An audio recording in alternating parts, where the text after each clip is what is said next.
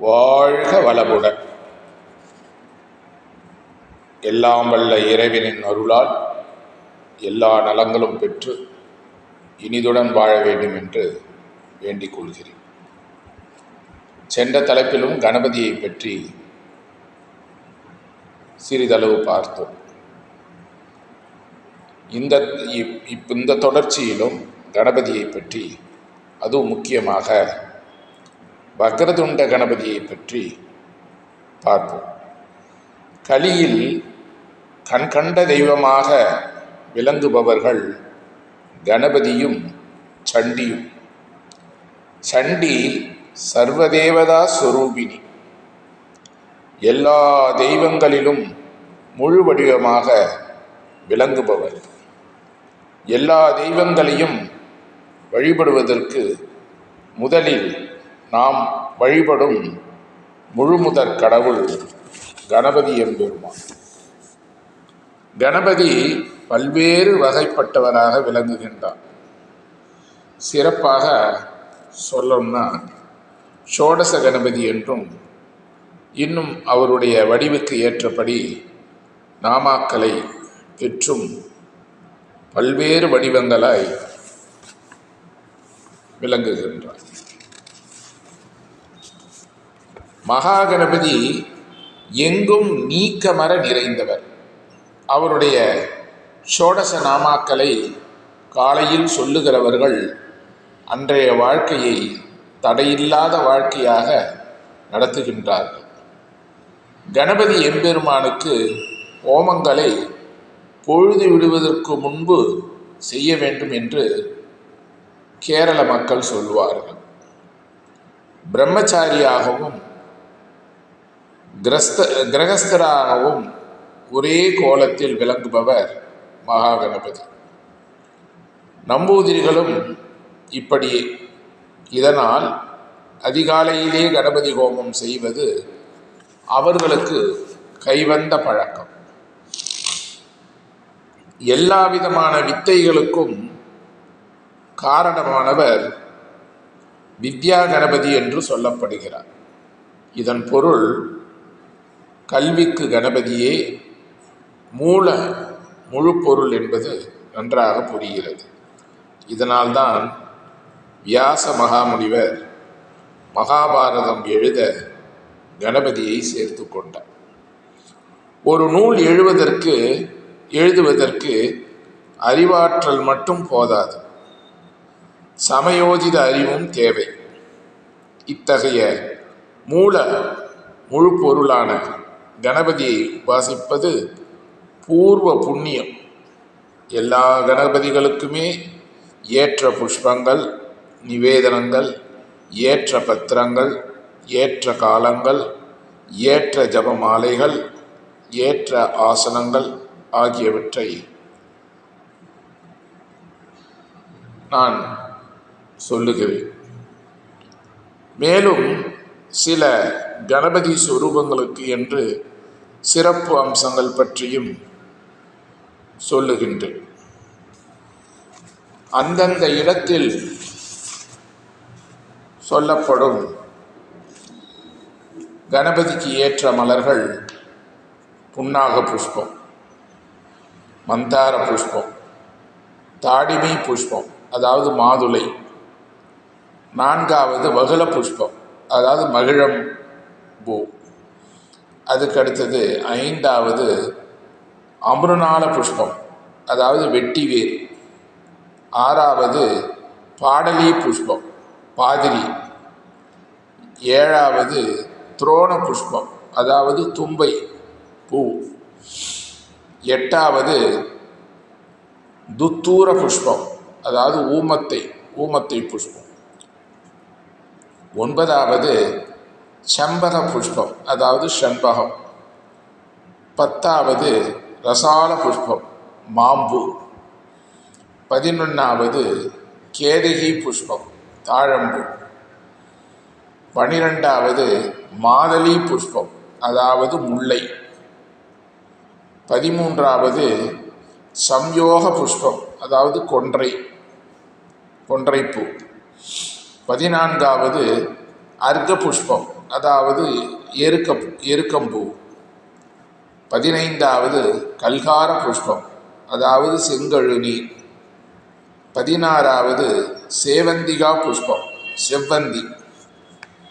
17வது வில்வ புஷ்பம், அதுதான் வில்வம்னு சொல்கிறது. 18வது கரவீர புஷ்பம், அதாவது அரளி. 19வது குந்த புஷ்பம், முல்லை. 20வது பாரிஜாத புஷ்பம், பவழமல்லி. 21வது ஜாதி புஷ்பம், ஜாதி மல்லி.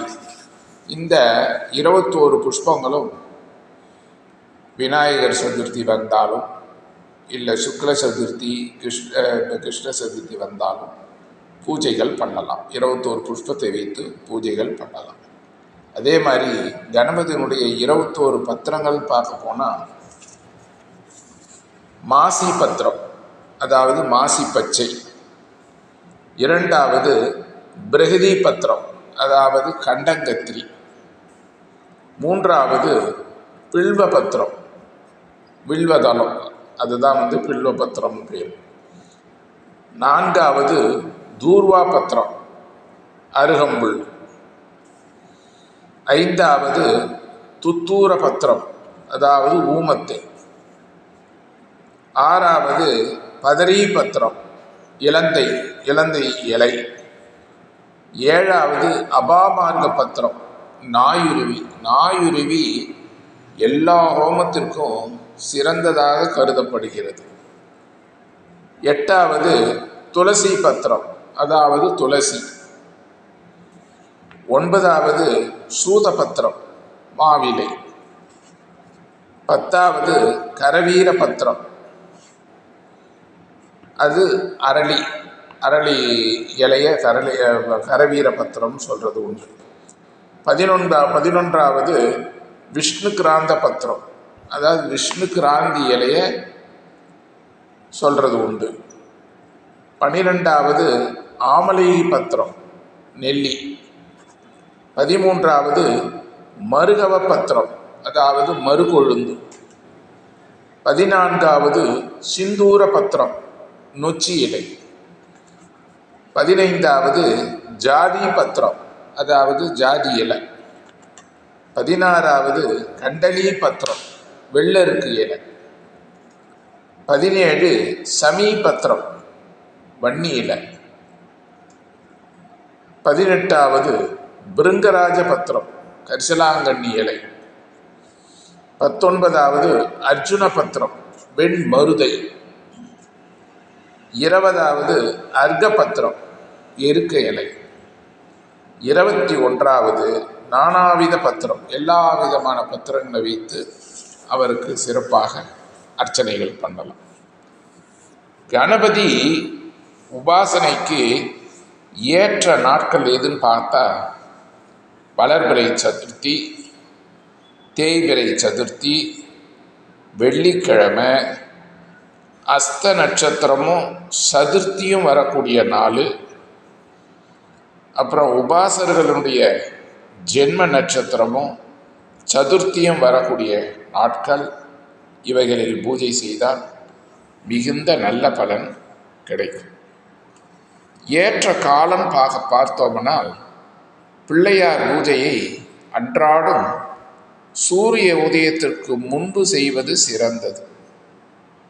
அருணோதயத்தில் ஸ்ரீ பிள்ளையார் தன்னுடைய குருவான சூரியனுடன் வாழ்வதாக பழைய குறிப்புகளில் சொல்லப்படுகிறது. இதனால் சூரியனோடு வாழ்கின்ற காலத்தில் செய்யப்படும் பூஜையில் இவர் சூரியனை விட்டு வருவது இல்லை. சூரியனோடு சேர்த்து செய்யப்படும் பஞ்சாயதன பூஜையில் விநாயகர் இருப்பார். மொட்டு அவிழாத மலர்களால் இந்நேரத்தில் பிள்ளையார் பூஜித்தால் நல்ல பலம் பெறும். அடுத்தது கணபதி உபாசனைக்கு சிறந்த நிவேதனங்கள் என்னவென்று பார்த்தோம்னால் மோதகம், புன்றம், கொழுக்கட்டை, நாளிகீரகண்டம், உருண்டை வெல்லம், கதலி பழம், மாதுளம்பழம், விளாம்பழம், நாவல் பழம், நெல் பொரி, அவல், கொய்யாப்பழம், கஜகவலம் அதாவது பச்சரிசி சாதம், வெள்ளப்பொடி, வெந்த அவல், ஏலம் இதெல்லாம் போட்டு நன்கு பிசைந்து 2 கையளவு உருண்டையாக பிடித்து சுவாமிக்கு நெய்வேதனம் பண்ணணும். பிரதட்சணத்திற்கு ஏற்ற பிள்ளையார்னா ஆற்றங்கரை, குளக்கரை இங்கெல்லாம் தனித்து இருக்கும் பிள்ளையார் பிரதட்சணத்திற்கு மிகவும் சிறந்தது. ஆலமரம், வேப்ப மரம், அரச மரம், வன்னி மரம் இவற்றின் அடியில் பிரதிஷ்டை செய்யப்பட்ட பிள்ளையார் சிறந்த பரிகார பலன் தருபவர். பாலுள்ள விருட்சங்களுக்கு அடியில் பிரதிஷ்டை செய்த பிள்ளையார் வம்ச விருத்தியை கொடுப்பார். வேம்பும் அரசும் திருமணம் செய்யப்பெற்று, அதாவது சிவசக்தி ஐக்கிய ரூபமாக விளங்கும் இடத்தில் வாழ்கின்ற பிள்ளையார் உபாசனை சித்தியை வழங்குவார். பிள்ளையாரை வலம் வர அவரவர் வயதில் 1/3 பங்கு பிரதட்சணம் செய்வது சிறப்பு. இது பிராரப்தம், சஞ்சிதம், ஆகாமியம் இவைகளின் பிடியிலிருந்து தளர்த்தி கொள்ள உதவியாக இருக்கும். அடுத்து இங்கு பூஜை செய்த பிரம்மச்சாரி பிள்ளைகளை கடிந்து கொள்வதும் இடித்து விரட்டுவதும் கூடாது. ஆகையால் பிரதட்சணம் எப்படி பண்ண வேண்டும் என்று ஒரு சில குறிப்புகள் கொடுத்துள்ளேன். அதன்படி நீங்கள் எல்லோரும் பிள்ளையாரை பூஜித்து வலம் வந்து நலமடைவீர்களாக. வாழ்க வளமுடன்.